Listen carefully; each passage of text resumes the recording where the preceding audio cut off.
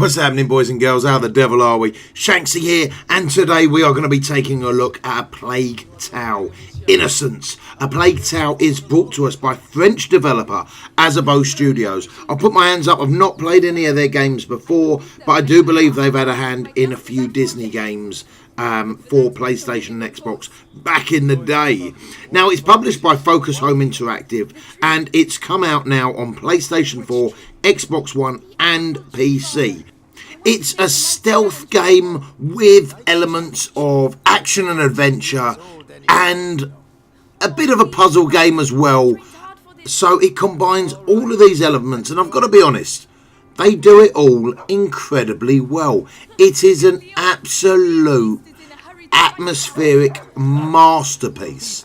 Graphics are absolutely beautiful, but it doesn't stay all rosy for long, as it's set in medieval France during the plague times, during the war with England. Which one? I know, tell me about it. So you play Amicia de Rune, a young girl of noble descent, who the game starts off, you're walking with her father, just having a casual little stroll out before the whole world goes to hell in a handbag. So then the Grand Inquisitor invades your land. He's trying to capture your brother, and it is your job to keep little Hugo de Reign safe. And as you progress through the game, you basically acquire a small collective of orphans, and each one of them brings different skills to the game, but your predominant protagonist in the game is Amicia. Now, the game, let's start with the good, the bad, and the ugly. Graphically, I'm going to put my hands up and say it's absolutely superb. Music is so fitting and really does help set the mood. Obviously, being in charge of a bunch of orphans, there's some annoying kids in there, but they all do really bring a special feel to the game, and the story is ever so well done. Now, the story is a little bit too short, and in times, as most stealth games can, it does feel a little bit slow paced. So it's not normally my type of game. I normally go for a bit more of a loot and shoot, a little bit something faster paced, but this has been an absolute joy to play. Obviously, with a stealth game, there are going to be a lot of stop-start, red-green mechanics, and you've got a few things to help you as well, such as slingshots, rocks, different potions that you can then build up and acquire over time, and you can store one vase as well to cause distractions and help you escape the people that are trying to chase you. Now, it's not just people in the game, but we'll get on to the rats in a little bit, because trust me, there's a couple of rats knocking around here. And I'll put my hands up, I was incredibly relieved to see a little bit later on in the game that there's a decent amount of combat as well. Now, the boss fights are all pretty good. They're fairly straightforward mechanics, as are the puzzles. So there's nothing too, I'm going to say nothing too incredibly difficult about this. Now, the story and the campaign is very short, and I'll put my hands up, I don't really see it having a huge amount of replayability. I think once is definitely enough on this game. I enjoyed my go around it. I think the whole campaign, the whole game took us about 8.5 hours, and that's with me getting frustratingly stuck at one or two parts. I think mainly due to us trying to rush it. So unfortunately, the campaign could do with being a little bit longer, but it's a £30 game, $40 game. I don't know, I'd probably wait for it to go on sale at this point in time to try and get me money's worth. As I say, I've got no interest in really going back through and trying to play try and get all the collectibles throughout the game. Now, this game is absolutely brutal, as you can see. They don't mind killing absolutely anyone. And the fact that you're playing a 13-year-old girl ain't going to stop one of these soldiers putting a spear through us or smashing us in the face with the hilt of his sword. Trust me, your innocence ain't going to save you in this game.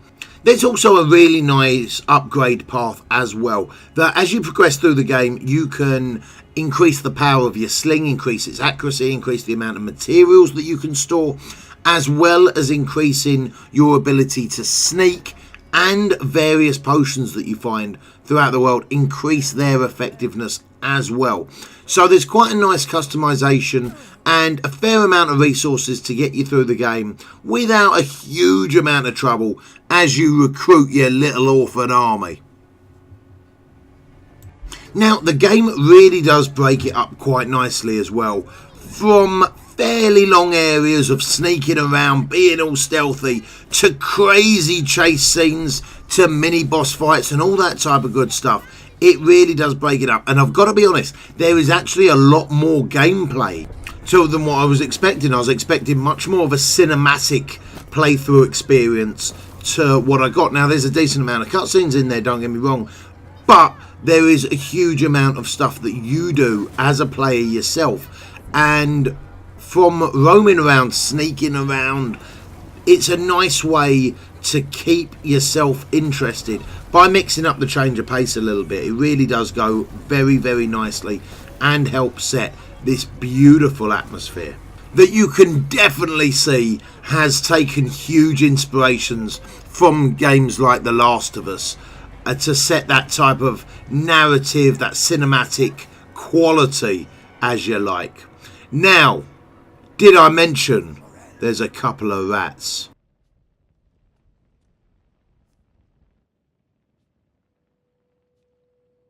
Brother?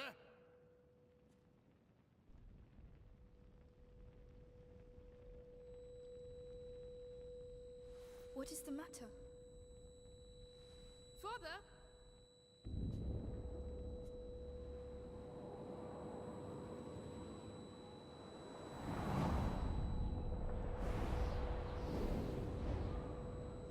No.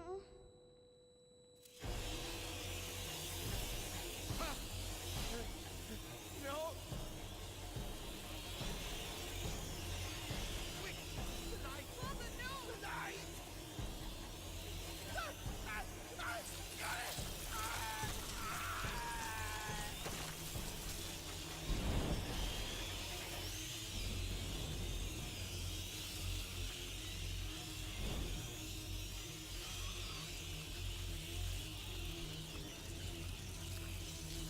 There's absolutely bundles of them. And dear, oh dear, oh dear, do they make me skin crawl a little bit.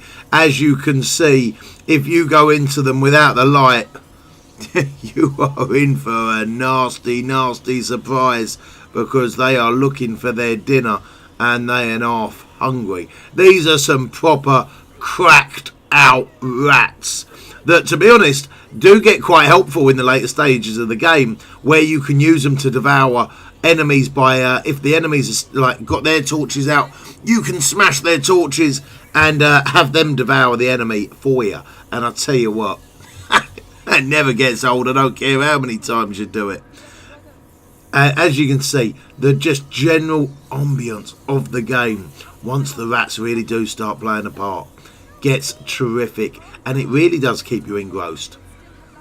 This is where it turns much more into a puzzle game as well, with making sure that you've always got the light wherever you're trying to walk, avoiding these nasty, nasty hordes, because look at them, they want you, baby. Dear, oh dear, oh dear. Now, there's been a few bugs throughout the game, and one of the main bugs that I've noticed that comes up fairly consistently, unfortunately, at this point in time. Now, I've got a feeling they'll be able to optimise this, but at this point in time, when there are quite a few rats on the screen, or when there's another character particularly close to you, we do start dropping a fair amount of frames and skipping a fair few frames. Now, this has happened fairly consistently throughout the game, but not a huge amount to the point that it's come a real annoyance. And I've got a funny feeling, as I say, that a few months down the line they'll be able to optimise it slightly, and that won't be that much of a problem. But as you can see, graphically on PC, it's absolutely phenomenal. It's also optimised incredibly well for both keyboard and mouse and control, it's worth noting. Now, that is it for me today, guys. To basically summarise, I absolutely love the game. I thoroughly enjoyed my playthrough of it. However, it did feel a little bit too short and a little bit too slow paced for normally my type of game.